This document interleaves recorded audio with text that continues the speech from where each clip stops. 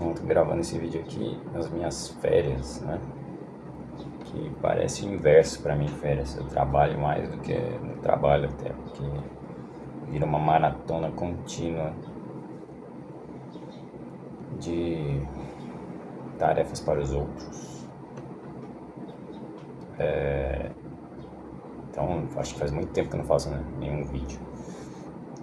E aí passou um monte de coisas, né, que eu nem comentei, mas enfim, para guardar as ideias, acho que o principal é Venezuela, né? Que eu não guardei nada de ideias, nenhuma ideia aqui, acho que eu comentei alguma coisa, uma vez ou outra. Era meio esperado, né? E o principal que eu tava pensando aqui é que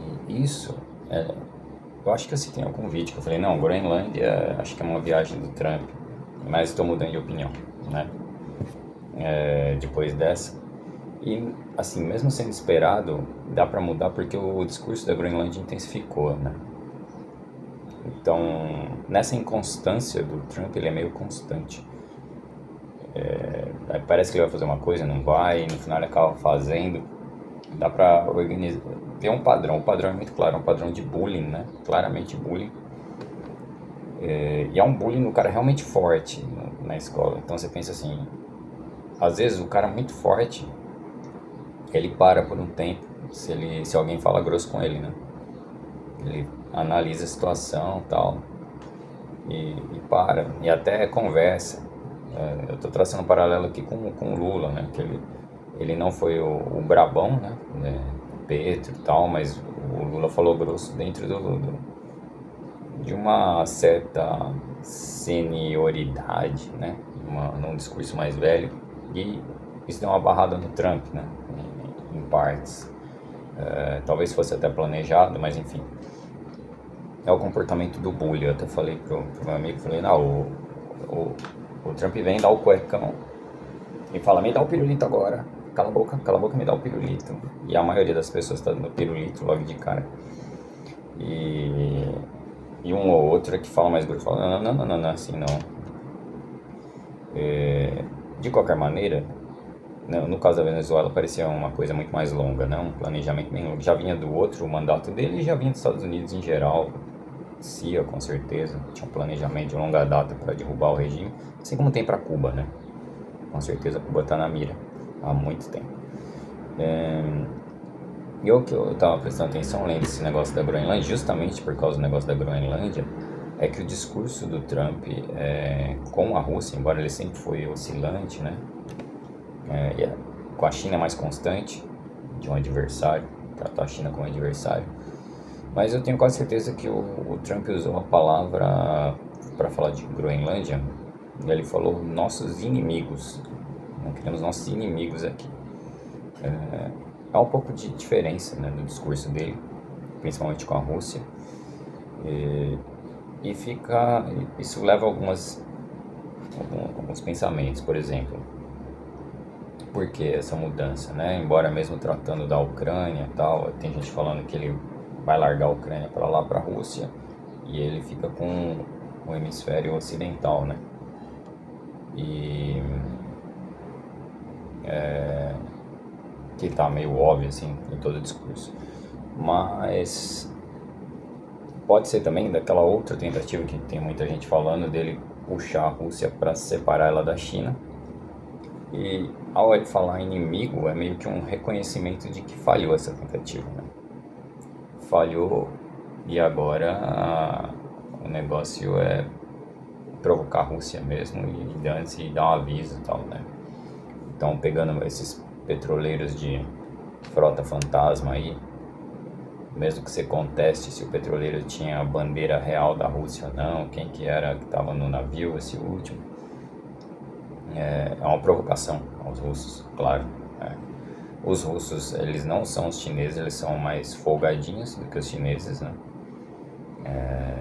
E tem a ver com a força militar, né? A força militar da Rússia, ela tem uma longevidade de predominância e de importância bem maior que a da China, né? A própria União Soviética, ela avançou mais rápido militarmente, bem mais rápido do que a China. E aí a gente tem escolta armada de navios russos, né? Tá operando no Caribe. Já tá uma bagunça danada isso daí. A China segue uma outra linha lá. Ela segue, embora esteja intensificando, né? Tá cercando Taiwan, porque tá falando, pô, então tá virando o Velho Oeste. A parada tá virando o Velho Oeste de novo.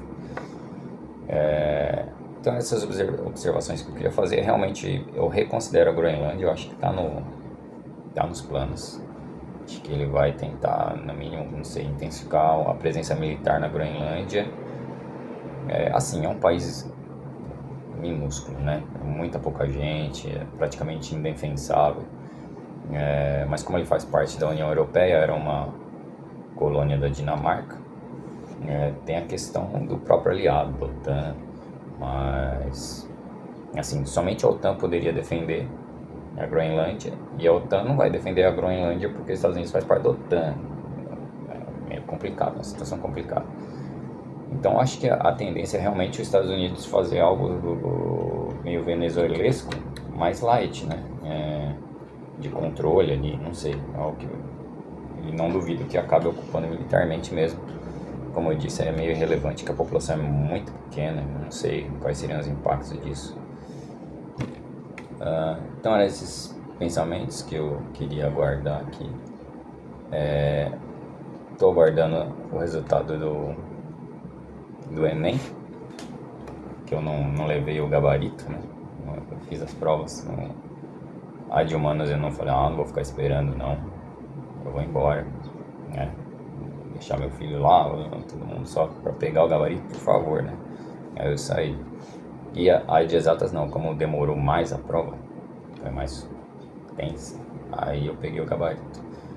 E aí eu lembro que eu, sei lá, acho que eu acertei uns 60% na de exatas, por aí. Eu nem conferi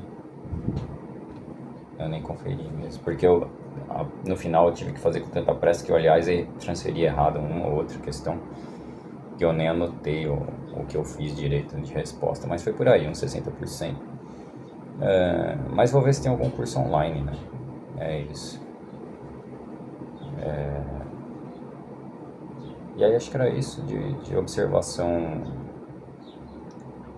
que eu tenho para fazer. A consulta do Leon em breve com a neuropsicóloga. Então, para ver o que rola, ele tem naquelas provas do Lucelmo, lá do canal do Lucelmo, que ele trabalha com aba. Ele tirou a pontuação mínima lá no teste, mas já exigia atenção. Ele indicava quem tirasse aquele mínimo, acho que era 3 de 10, já procurar avaliação. Então, eu marquei uma avaliação pro Leon, vai ser dia 14 agora, a avaliação. E a gente vai ver. E aí eu até pensei pra mim, né, porque esses testes meus também vivem batendo na trave. Depois meu irmão me mandou faz tempo já que ele mandou, já tinha batido na trave. E os outros continuam batendo na trave, os outros que eu faço, eu até penso, pô, podia ser só pra saber, né? Só que pelo plano é muito difícil, nem tem no plano, né, do Bradesco a opção de neuropsicólogo. O único lugar que eu vi no sistema colocado é o da Rede Douro, né, do hospital lá de São Paulo, qual é o nome do Vila Lobos na Moca, mas acho que tem é Rede Douro, né? E mesmo assim nunca tem vaga, tá sempre os 60 dias sem vaga, já o sistema indica. Assim, é sinal que tem alguma janela, algum outro jeito de marcar. Então pra mim é bem mais difícil eu gastar uma grana violenta, assim, não sei se vale a pena gastar uma grana violenta dessa pra fazer um teste que passou 40 anos da vida, que não faz tanta diferença assim. Mas assim, inicialmente como esses testes batem na trave e tudo, eu acho que no mínimo eu tô ali no BAP ou no FAA, né? O fenótipo ampliado de autismo, porque bate muita coisa nesses testes. Então, e aí parece que o fenótipo tem algum fator genético aí. E eu fiquei refletindo assim, pensando, nossa, o meu pai realmente ele não estava no padrão, né? de comportamento padrão. Meu pai com certeza não estava no comportamento padrão. A minha mãe falava que o seu pai é sistemático, era a palavra que eu usava na época. E aí, assim, meus irmãos também não estão lá muito no padrão, né? Um com burnout, o outro com também problemas, né? De ficar em algumas vagas, embora o que ele relatou, eu com certeza não ficaria em nenhuma das vagas que ele estava trabalhando. No mínimo é xingar os chefes, no mínimo. Mais um indicativo para mim também, né? Então, pra gente não vale muito a pena, pelo menos, a não ser que se quisesse pegar PCD, né? Mas PCD eu consigo com a minha artrose do tornozelo. Se eu quiser pegar carro, tá tudo estourado, com certeza eu pego PCD, não preciso de TEA para isso. Mas acho que no mínimo um FAA tem. E aí tem um discurso que me incomodou, né? A ficar lendo sobre autismo e sobre altas habilidades. Que é um discurso meio assim, eu preciso pesquisar mais, claro, mas, por exemplo, rigidez cognitiva. Né?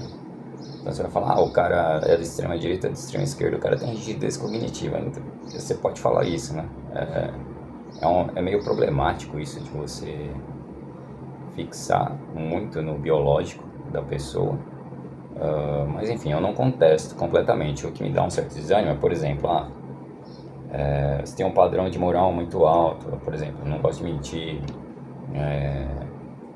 um padrão de moral muito alto, então busca justiça. Aí eu fiquei pensando, putz, mas se a média da população não tem padrão moral, mente, não busca justiça, não tá nem aí, é desanimador, né? É bem desanimador. Dá pra entender o Platão lá com a ideia de governo de sábio. Bastante desanimador.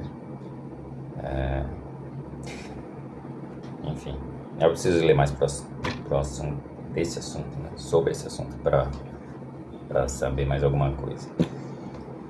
Então acho que é isso aí. Feliz 2026 pra gente, vai ser difícil, né? Então achem a sua felicidade aí no meio do que anda acontecendo. Existe, né? Então contente-se com o que você agarrar por aí. E eu ainda preciso fazer resumo do livro e a resenha do HQ do Plínio, mas com certeza não deu tempo. Férias fica muito pior. Eu tentei uma vaga de professor de TI no Senai. Meu currículo passou, né, para a segunda fase, mas na aula lá eu não passei. Acho que eu dei uma gaguejada também de leve lá, fazia tempo que não dava aula, muito tempo que não dava aula. Acho que a última foi em 2006 ou 2007. Fazia, quase 20 anos que eu não dava aula. Mesmo sendo só pra banca, né? Dei uma gaguejada de leve, assim, não achei que foi tão mal, mas como eu tô em outra cidade bem longe, eu vou me mudar pra lá, também é um fator dos caras me excluir, né? De escolher alguém legal, local. Então, tem um cara com o mesmo nível de didática e de formação que eu, e ele mora lá, não tem por que não escolher o cara. Esse é um exemplo, né? Não querendo achar que eu sou bom ou ruim, é só uma análise fria do que acontece. E aí parece que é uma proposta de emprego com um salário muito alto para São Paulo, mas para morar em São Paulo precisa ter um salário muito alto mesmo para valer a pena. Além do mais, parece ser um cargo que gera estresse sem parar, então tem que ser muito alto. E aí, inicialmente eu falei que toparia, mas não teve contato nenhum. E uma entrevista também para fazer de uma empresa gringa, mas é CLT, é sinal que paga em real, então uma empresa gringa não necessariamente vai pagar bem, né? Mas eu estou sempre avaliando qualquer coisa que me oferecem. E aí vamos ver. Se for muito alto salário também, eu penso, porque com certeza é um gerador de estresse. Mas, como o meu trampo, que era bem tranquilo, o pessoal aceita, normalmente aceita o que eu falo, tal, segue meus cronogramas, ele deu uma degringolada. Deu uma degringolada nesses últimos meses aí me gerou um estresse violento, assim, que falaram que ia fazer não fizeram. Mas pelo menos assim, não me culparam, né? Senão seria o cúmulo do cúmulo, né? Me culpar, mas assim, foi tenso. Então tá até levantada mais, tem mais espaço para analisar isso. Então é isso. É mais.